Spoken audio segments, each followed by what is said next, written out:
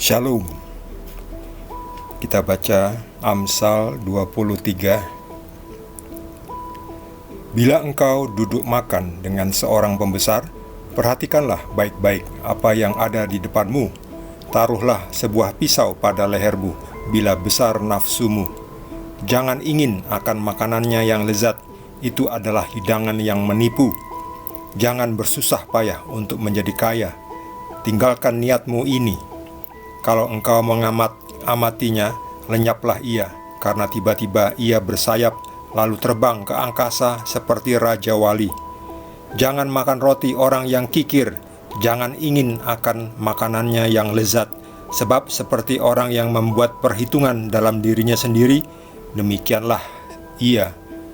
Silakan makan dan minum, katanya kepadamu, tetapi ia tidak tulus hati terhadapmu. Suap yang telah kau makan, kau akan muntahkan, dan kata-katamu yang manis kau sia-siakan.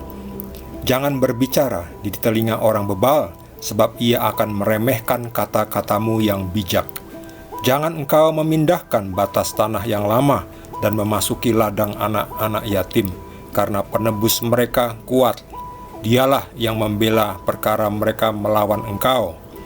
Arahkanlah perhatianmu kepada didikan dan telingamu kepada kata-kata pengetahuan. Jangan menolak didikan dari anakmu, ia tidak akan mati kalau engkau memukulnya dengan rotan. Engkau memukulnya dengan rotan, tetapi engkau menyelamatkan nyawanya dari dunia orang mati. Hai anakku, jika hatimu bijak, hatiku juga bersuka cita. Jiwaku bersukaria kalau bibirmu mengatakan yang jujur. Janganlah hatimu iri kepada orang-orang yang berdosa, tetapi takutlah akan Tuhan senantiasa, karena masa depan sungguh ada dan harapanmu tidak akan hilang. Hai anakku, dengarkanlah dan jadilah bijak. Tujukanlah hatimu ke jalan yang benar. Janganlah engkau ada di antara peminum anggur dan pelahap daging, karena si peminum dan si pelahap menjadi miskin, dan kantuk membuat orang berpakaian compang-camping. Dengarkanlah ayahmu yang memperanakkan engkau, dan janganlah menghina ibumu kalau ia sudah tua. Belilah kebenaran dan jangan menjualnya. Demikian juga dengan hikmat, didikan, dan pengertian. Ayah seorang yang benar akan bersorak-sorak, yang memperanakkan orang-orang yang bijak akan bersuka cita karena dia. Biarlah ayahmu dan ibumu bersuka cita, biarlah beria-ria dia yang melahirkan engkau. Hai anakku, berikanlah hatimu kepadaku, biarlah matamu senang dengan jalan-jalanku, karena perempuan jalang adalah lubang yang dalam, dan perempuan asing adalah sumur yang sempit. Bahkan seperti penyamun, ia menghadang dan memperbanyak pengkhianat di antara manusia. Siapa mengaduh? Siapa mengeluh? Siapa bertengkar? Siapa berkeluh kesah? Siapa mendapat cedera tanpa sebab? Siapa merah matanya? Yakni mereka yang duduk dengan anggur sampai jauh malam, mereka yang datang mengecap anggur campuran. Jangan melihat kepada anggur kalau merah menarik warnanya dan mengilau dalam cawan yang mengalir masuk dengan nikmat, tetapi kemudian memagut seperti ular dan menyemburkan bisa seperti beludak. Lalu matamu akan melihat hal-hal yang aneh, dan hatimu mengucapkan kata-kata yang kacau. Engkau seperti orang di tengah ombak laut, seperti orang di atas tiang kapal. Engkau akan berkata, orang memukul aku, tetapi aku tidak merasa sakit. Orang memalu aku, tetapi tidak kurasa. Bilakah aku siuman, aku akan mencari anggur lagi. Demikian Amsal Salomo.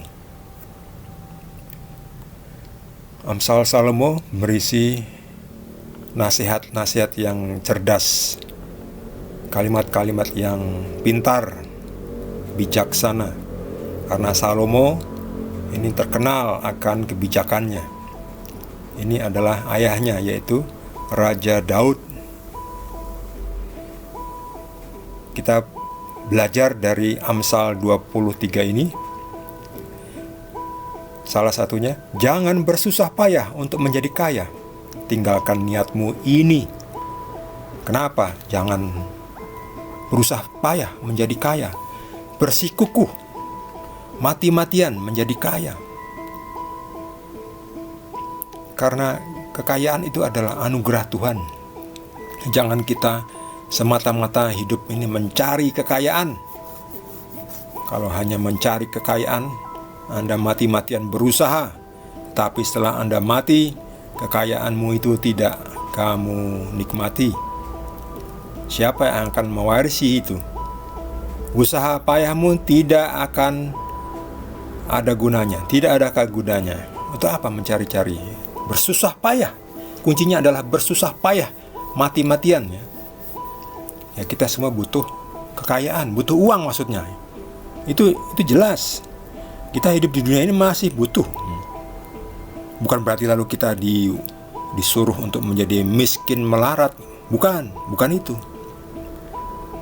Maksudnya adalah hidup kita cukuplah. Yang sudah ada. Kalau kita sudah cukuplah. Cukup makan, cukup tempat tinggal, pakaian. Untuk sekolah, untuk kesehatan, cukuplah. Tidak perlu punya rumah sampai 3, 4, 5, 6, 7. Punya mobil sampai 10, 11, 12. Tiap tahun ganti mobil, tiap tahun ganti handphone baru. Nggak perlulah. Sebab konsekuensinya Anda harus punya duit. Kalau nggak punya duit, gaji Anda tidak cukup, nanti Anda harus ngakali. Kalau seorang pejabat nanti mengakali dari proyek-proyek, itu udah ngawur, udah rusak-rusakan. Itu yang buat negara Indonesia ini susah maju karena koruptornya banyak. Ya, sayang sekali. Jadi jangan sampai pengikut Yesus ikut-ikutan korupsi. Korupsi itu apa? Karena masih banyak yang belum tahu apa itu korupsi. Ketika mereka menjadi pejabat, mereka ikut-ikutan korupsi karena mereka nggak tahu apa itu korupsi. Ya, korupsi itu apa? Mencuri, nyolong dengan program, dengan proyek, dengan fasilitas. Jadi cukupkanlah dirimu dengan gajimu. Ya, seperti juga ya Yohanes Pembaptis pernah waktu itu, hai kamu keturunan ular bludak, dikatakan gitu ya. Kalau kamu mau bertobat, jangan menindas. Cukupkanlah dirimu dengan gajimu. Itu dikatakan kepada para serdadu-serdadu ya. Serdadu-serdadu itu kan waktu itu kan suka memeras ya, memakai jabatannya, kekuasaannya sebagai serdadu, lalu menindas, memeras, meminta duit. Ya sampai sekarang ini kan, ya ada. Ya saya nggak bilang semua ya, ya ada ya, banyak juga mungkin. Memakai jabatannya, pekerjaannya sebagai misalnya sebagai penegak hukum atau sebagai pejabat yang strategis. Itu kan banyak ya, dipersulit, urusan administrasi dipersulit. Ujung-ujungnya apa? Minta duit. Jadi jangan engkau bersusah payah menjadi kaya, karena nanti engkau harus nyolong. Jangan. Tinggalkan niatmu itu.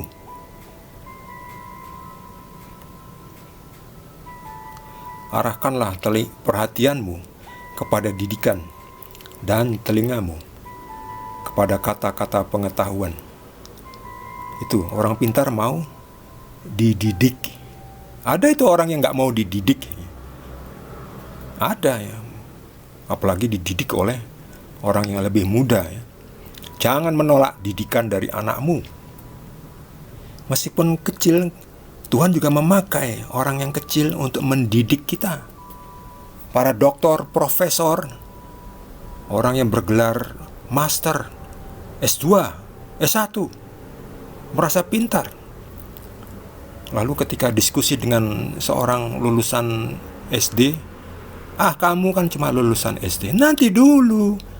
Belum tentu. Anda mungkin doktor dalam bidang apa dulu? Ya, dalam bidang engineering, ya Anda hanya pintar dalam bidang engineering, dalam bidang sosial belum tentu. Anda doktor dalam bidang apa? Ekonomi, Anda hanya pintar dalam bidang ekonomi, belum tentu dalam bidang olahraga, dalam bidang teknologi Anda bisa. Dalam bidang memperbaiki mobil, motor, handphone, belum tentu Anda bisa. Jadi Anda harus juga belajar dari orang yang lebih tahu. Kalau orang itu adalah orang yang lebih muda, terimalah didikan. Jangan menolak didikan dari anakmu. Lihat ini, jangan menolak didikan dari anakmu, artinya dari orang yang lebih muda atau orang yang dianggap tidak diperhitungkan, ya. Kita belajar dari orang yang pintar, ya. Apapun titelnya, ya. Apakah dia lulusan SD, lulusan TK, atau tidak pernah sekolah, yang penting dia pintar. Pintar itu kan tidak harus belajar dari sekolah, ya. Bisa belajar dari YouTube.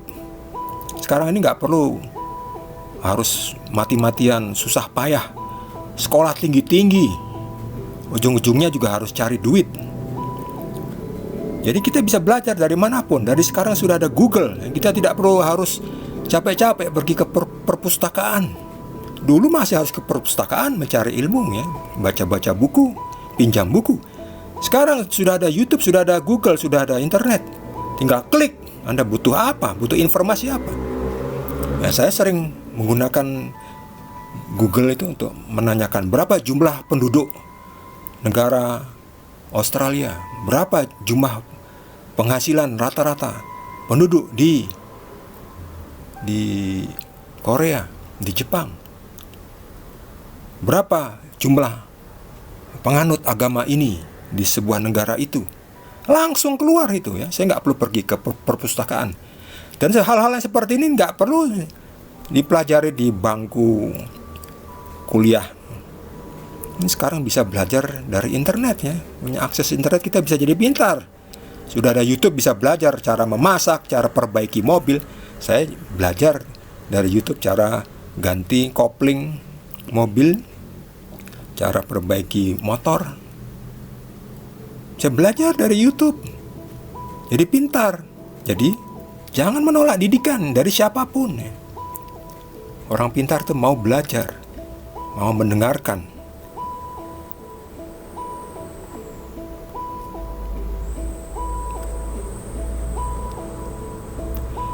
Jiwaku bersukaria kalau bibirmu mengatakan yang jujur. Ya, sekarang jujur itu susah, ya.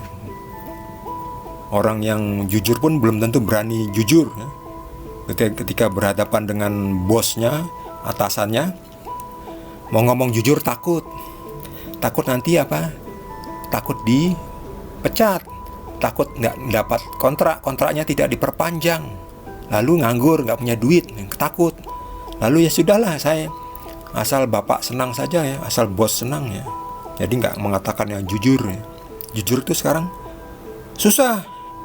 Mungkin banyak orang yang jujur, tapi untuk mengatakan yang jujur belum tentu berani, belum tentu banyak. Orang yang jujur tuh dan berani ngomong hal yang jujur, hal yang fakta, itu sedikit nih. Apalagi udah soal duit, soal pekerjaan, jabatan, posisi, kekayaan. Kalau perlu orang nipu, ya. Kalau perlu orang tidak mengatakan yang jujur supaya tidak kehilangan proyek, tidak kehilangan kesempatan, tidak kehilangan jabatan, pekerjaan. Pacar juga, macam-macam. Janganlah hatimu iri kepada orang-orang yang berdosa. Jadi jangan iri kepada koruptor. Mereka berdosa, mereka mungkin lolos dari jerat hukum. Jangan iri. Suatu saat mereka akan ketangkap.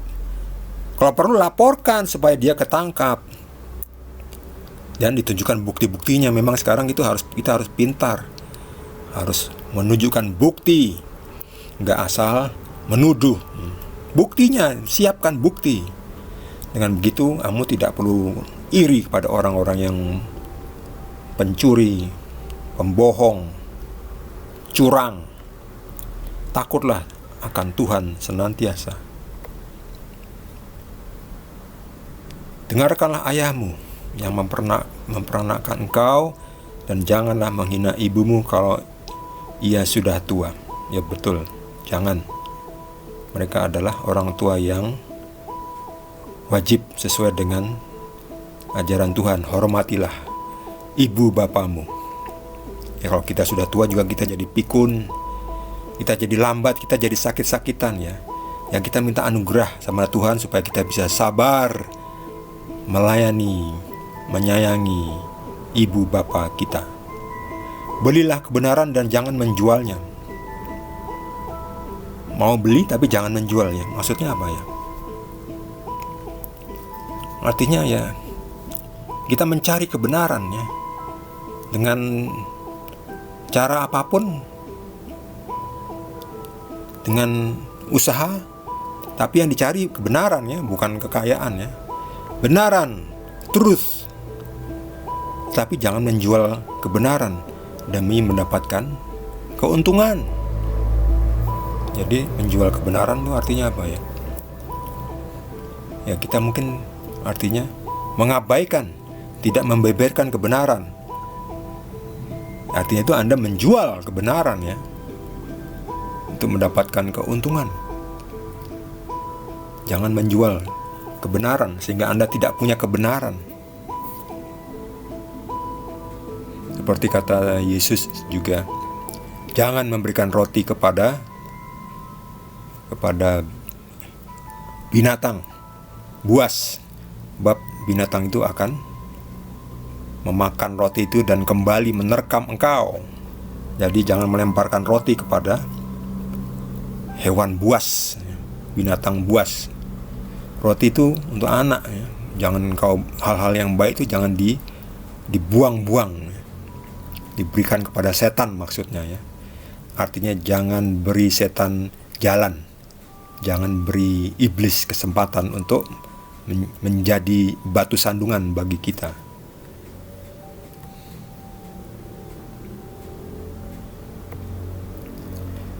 Siapa merah matanya, yakni mereka yang duduk dengan anggur sampai jauh malam.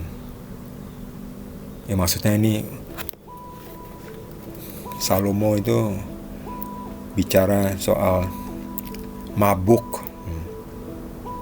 Anggur itu bagus ya, kalau minumnya dalam taraf yang moderate. Moderate itu yang cukup-cukup saja ya, itu bisa bermanfaat. Karena bisa sehat, menjadi kesehatan ya, membersihkan liver. Pokoknya ada manfaatnya ya. Tapi kalau kebanyakan jadi nggak bagus. Jadi mabuk. Kalau sudah mabuk itu nggak tahu diri ya. Kadang nggak bisa membuat keputusan dengan bijak. Kata-katanya menjadi kacau. Melihat hal-hal yang aneh, itu orang yang mabuk memang ya. Apalagi kalau niatnya sudah ada niat nggak benar, niat jahat ya, niat cabul dan seterusnya. Lihat ini.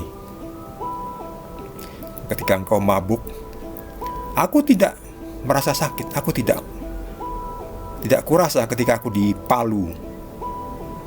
Aku akan mencari anggur lagi kalau aku siumannya. Itu orang yang sudah mabuk ya, sudah melewati batas. Gak cuma anggur. Misalnya makan jeroan. Jeroan tuh enak ya. Tapi kalau kebanyakan ya, jadi asam urat tuh membuat sakit. Badan sakit ya, sendi-sendi sakit, menderita. Daging yang kita semua butuh, telur, gula. Ya gula juga perlu ya. Kalau minum kopi tanpa gula ya mungkin sebagian orang merasa enak ya. Kalau saya minum kopi tanpa gula ya nggak enak ya. Seperti minum jamu, pahit. Ya pakai gula tapi dalam takaran yang pas. Jangan kebanyakan. Ya cukuplah supaya tidak terasa pahitnya. Karena kalau kebanyakan gula, ya jadinya Anda justru jadi lemes ya. Karena tubuh harus mengeluarkan insulin dan seterusnya. Menetralisir gula, mengubah gula menjadi energi. Dan bisa menjadi sakit gula kalau kebanyakan ya. Tubuh sudah tidak bisa memproduksi insulin ya. Jadi artinya apa? Nah, semua di dunia ini kita perlukan ya. Bahkan unsur-unsur seperti seng, besi, itu kan metal ya. Kita butuhkan juga badan, tapi sangat sedikit. Kita butuh zat besi. Tanpa zat besi kita bisa kurang darah ya, anemia ya. Kita butuh semua itu. Kita butuh seng. Seng itu kan metal, kok kita perlukan? Ya, tetap kita perlukan karena badan butuh nutrisi namanya mineral seng. Untuk apa? Untuk banyak manfaatnya ya. Kesuburan, untuk kecerdasan, untuk otak, macam-macam. Silahkan di Google. Jadi semuanya itu kita butuhkan ya. Jangan terus diharam-haramkan. Haramkan itu kalau kebanyakan ya. Kalau mereka yang punya keyakinan yang lain itu silahkan saja ya. Tetapi pengikut Kristus kita boleh minum anggur, minum bir boleh. Tapi kembali lagi ya, ini dia. Jangan sampai engkau mabuk ya, sampai larut jauh malam. Mabuk yang udah melewati batas, itu yang nggak boleh. Dan minum yang hasil curian itu yang nggak boleh juga ya. Habis nyuri terus beli bir, beli anggur ya, mabok-mabokan ya. Duitnya bukan hasil kerja sendiri tetapi hasil nyolong. Itu yang nggak boleh ya. Pertama mabok gitu, sampai mabok gitu udah ngawur, ditambah lagi uang untuk beli birnya itu dari hasil nyolong, hasil nyuri, hasil memeras. Itu udah double kesalahannya. Jadi untung Yesus memberikan Roh Kudus supaya kita tahu ya, batas-batasnya. Kalau orang ada Roh Kudus itu orang tahu batas-batasnya. Kita bisa bertindak dengan aman tanpa kita takut merasa bersalah karena kita tidak punya pengetahuan. Jadi kembali lagi, jangan menolak didikan seperti kata Salomo. Orang pintar mau belajar